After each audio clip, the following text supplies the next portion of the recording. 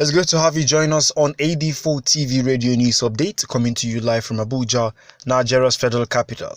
I am Merciful Ajinomo.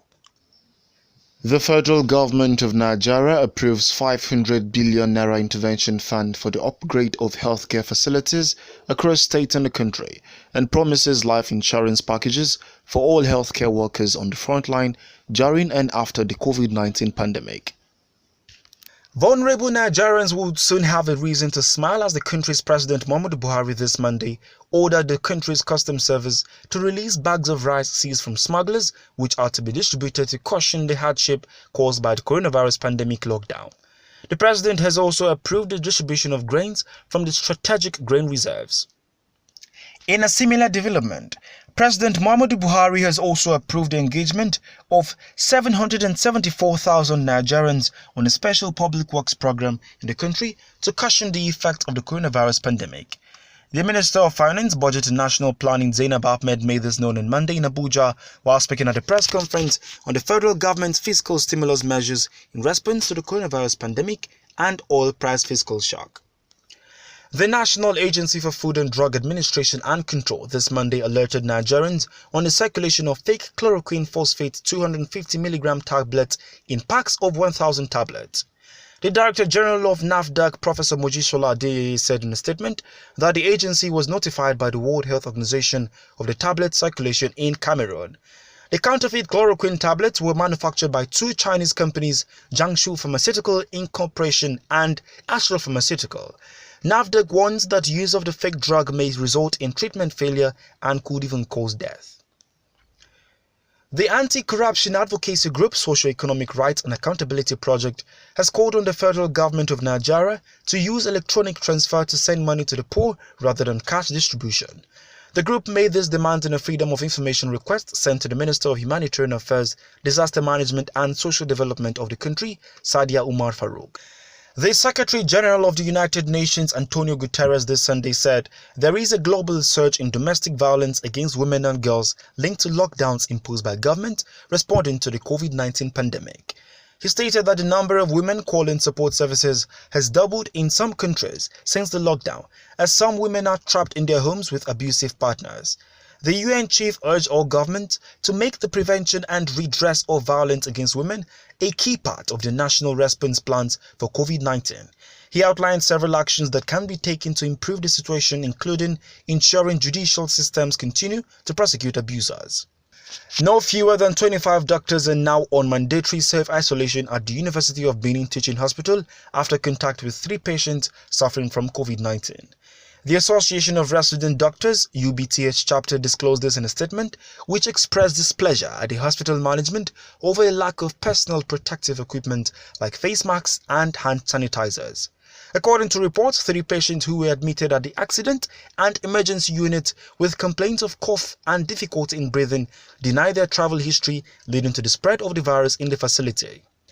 The Nigerian consulate in New York, United States, has begun compiling names of stranded Nigerians willing to return home on account of the coronavirus pandemic. This was disclosed in a statement on Sunday in New York by the consul in charge of information and community relations, Ninikanwa Ukewoche, adding that the purpose was to enable the federal government provide the necessary assistance to Nigerian nationals in the United States. The Ministry of Foreign Affairs directed foreign missions to compile the names, noting that the travel cost would be borne by the prospective evacuees who will be compulsorily quarantined on arrival. The Ministry of Foreign Affairs directed foreign missions to compile the names, noting that the travel cost would be borne by the prospective evacuees who will be compulsorily quarantined on arrival.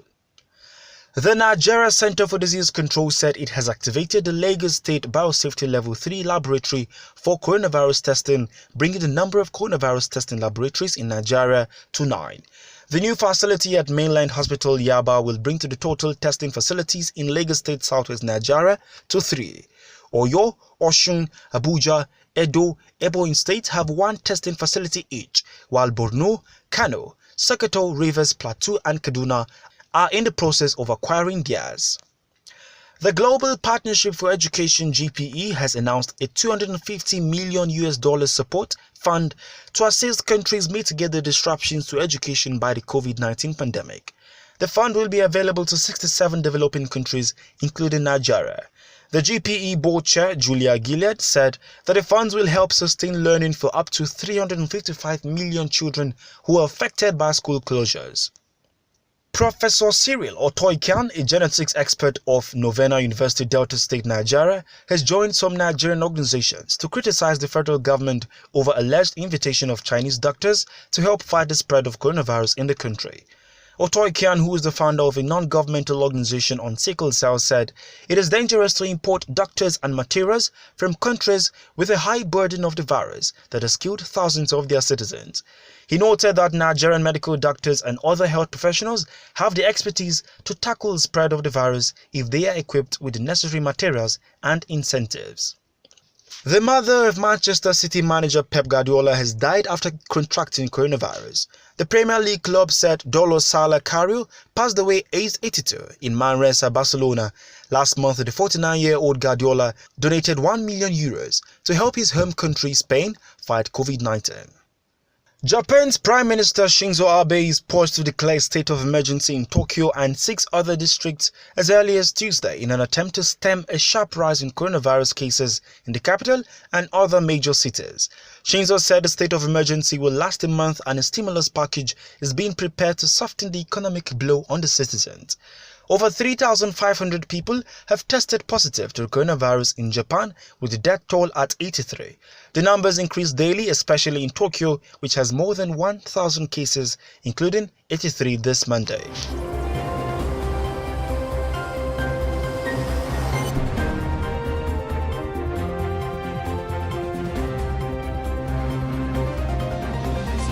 And that's our package at this moment on AD4TV Radio News Update, coming to you live from Abuja, Nigeria's federal capital. Don't forget to join us on our platform at AD4TV Radio on Facebook, Twitter, LinkedIn and Instagram.